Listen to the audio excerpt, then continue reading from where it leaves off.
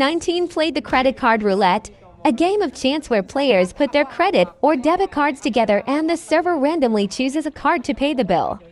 The player who owns the card selected has to pay the bill. Hindi ko man sa style pero sasali siya. Hindi. Ano ako dito, moral support. Ako hawak. Ako yung hawak kasi hindi naman ako... Ako kukuha ng card nyo, hindi nyo may hawak.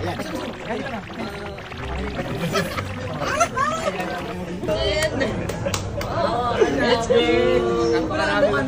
Napakarami ko pong binubuhay. Basta magkagastos kayo buwan. Bago pa bunutin, ano muna, check natin yung price. Nasa 20 pa rin. Hindi naman. Okay ko naman. Konti lang tayo eh. Mga 5 lang yung gano'n. Mga 16. Mga 15 nga. 16. 14. Ano lang may ano to? Dikir. 10 lang? Oh, less than.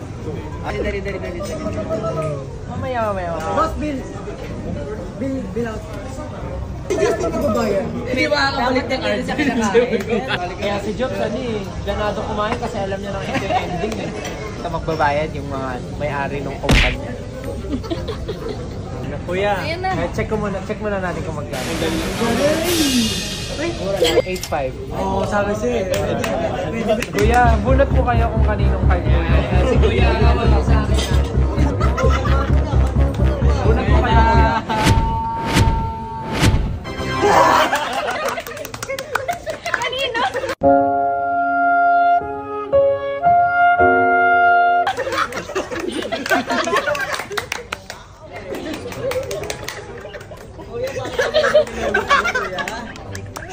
Nice one, kuya.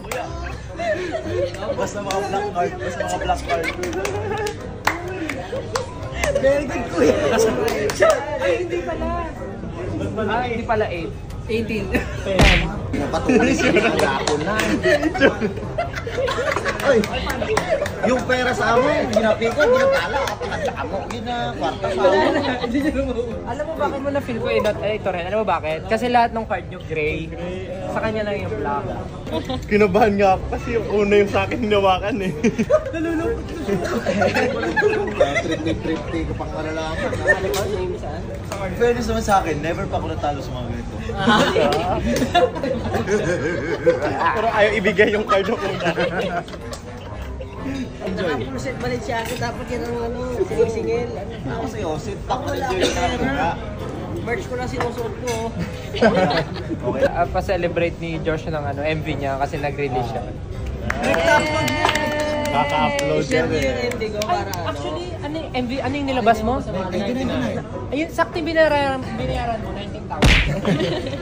20 kilos.